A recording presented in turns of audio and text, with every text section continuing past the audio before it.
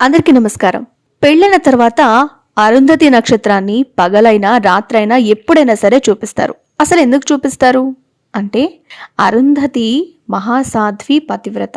ఆవిడకి కూడా ఒకేలాగా ఉంటుంది. దాన్ని తెలుగులో స్థిర చిత్తం అంటారు. అంటే మనసు చెలించకుండా ఉండడం. అలాంటి వ్యక్తిత్వం కల ఆమె అరుంధతి.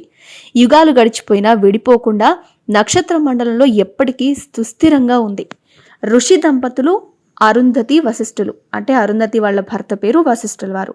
కాబట్టి ఈ నూతన దంపతులు ఎవరైతే ఉంటారో వాళ్ళకు ఒకసారి నమస్కరించుకొని ఒక చుక్క నీరు సమర్పిస్తే వాళ్ళ అనుగ్రహం పొంది వాళ్ళలాగే వీళ్ళు కూడా ఎప్పటికీ అన్యోన్యంగా ఉంటారు, వాళ్ళ దాంపత్యం కూడా అలాగే కలకాలం ఉంటుంది అనే ఉద్దేశంతో అరుంధతి నక్షత్రాన్ని చూపిస్తారు. ఒక చిన్న వాక్యం చూద్దాం.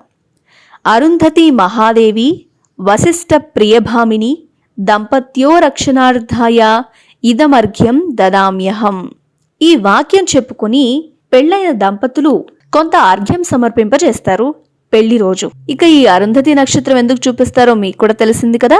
ఈ వీడియో నచ్చితే లైక్ చేయండి, షేర్ చేయండి, మా ఛానల్ని సబ్స్క్రైబ్ చేసుకోండి.